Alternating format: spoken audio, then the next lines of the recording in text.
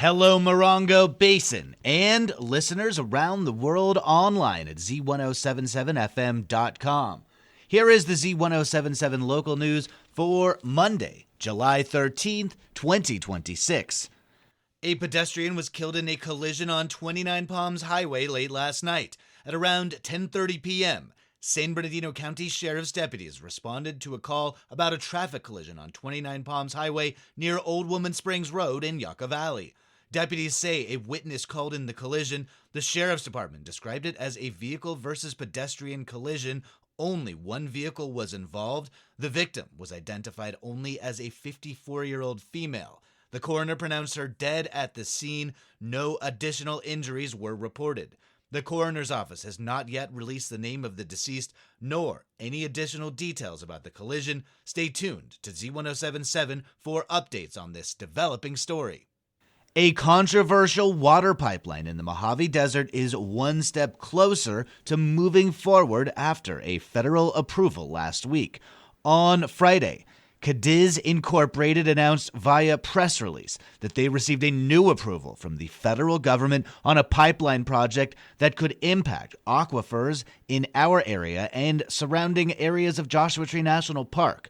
An approval from the United States Bureau of Land Management allows Cadiz Incorporated to begin converting the Cadiz Northern Pipeline from natural gas to water conveyance. This is the latest approval of the Cadiz Company's pipeline proposal for the area, which has been challenged in court and faced a series of setbacks and approvals over the last several decades.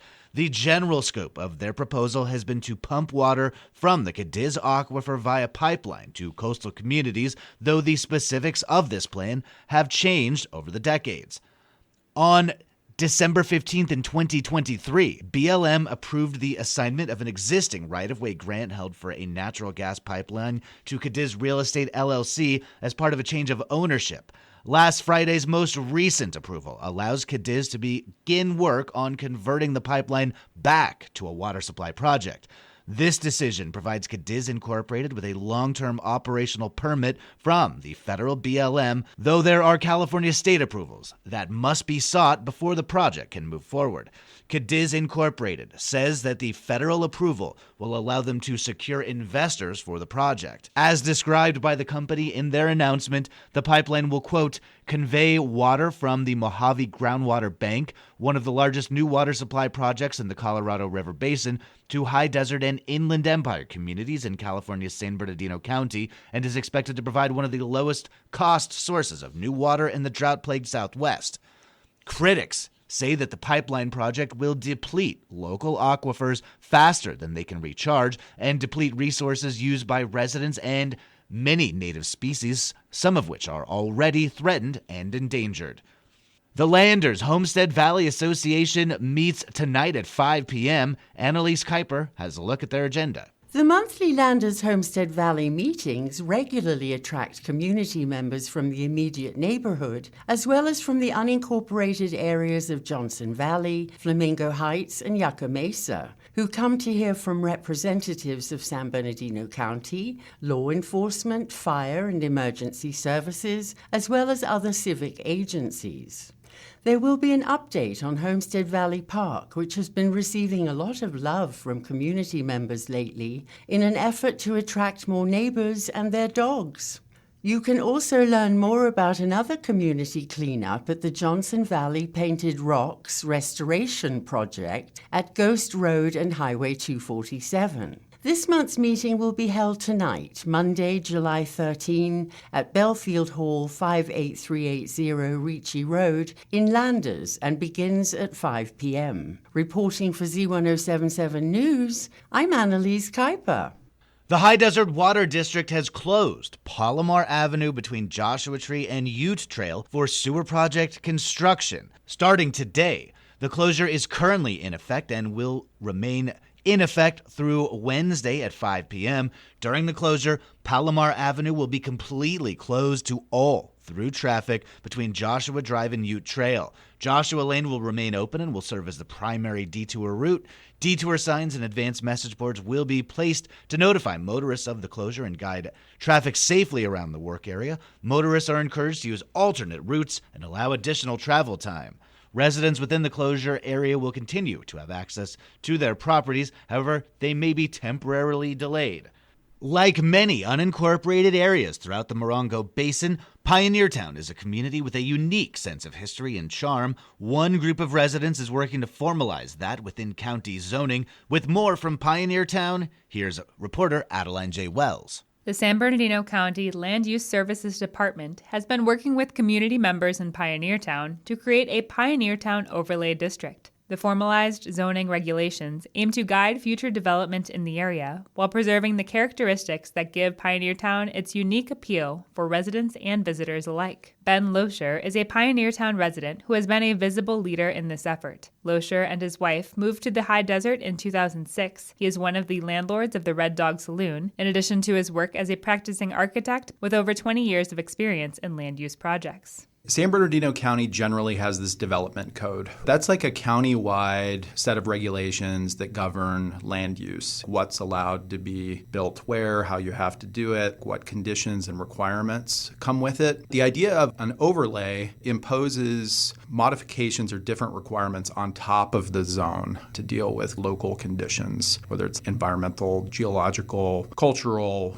Overlays are a way of taking this big, ugly, generic, universal document and trying to make it work for a smaller region or community. Loescher explained that this process was initiated in part by San Bernardino County in 2016, when staff hosted an information gathering meeting with Pioneertown residents during the countywide plan update. Following the 2018 authorization of a water pipeline to the area, further development was anticipated within the community. In 2020, a 2-year effort led by the Friends of Pioneertown and the Curtis Miller Foundation resulted in the inclusion of Pioneertown's Main Street Historic District on the National Register of Historic Places. At the end of those meetings, everyone kind of looked around and was like, wait, we agreed on everything? We're worried about preserving the historic buildings and environment, the equestrian features, the natural landscape, open space, dark skies, making sure that the community is still defined by independent businesses, that tourism is welcomed but managed. Pioneertown has always been a residential community as much as it's been a tourism community.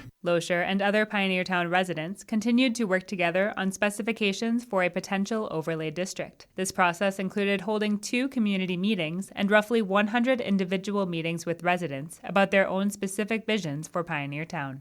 What it tried to do is hit that middle ground on any issue. There's probably 80% that everyone can agree on and 10% on either end that there's absolutely not going to be any agreement. And those things got pushed off the side so that we could get the big thing done. Following a November community workshop with county staff, the Land Use Services Department published a draft of the Pioneertown Overlay District in June. The proposal specified regulations for future renovations and development within the historic district, many of which were aligned with the preferences put forth by the community. Elements such as building design standards, the preservation of dirt roads, and regulations on how new uses would work within the residential community were included in the draft, while others were notably absent. The meeting on Tuesday serves as an opportunity for community members to suggest revisions to county staff before the draft is presented at a County Planning Commission hearing later this year. The Pioneertown Community Workshop will be held on Tuesday, July 14th from 3 p.m. to 5 p.m. at the Soundstage, located at 53585 Main Street in Pioneertown. Community members are encouraged to attend and share their feedback with county representatives. Reporting for Z107.7 News, this is Adeline J. Wells.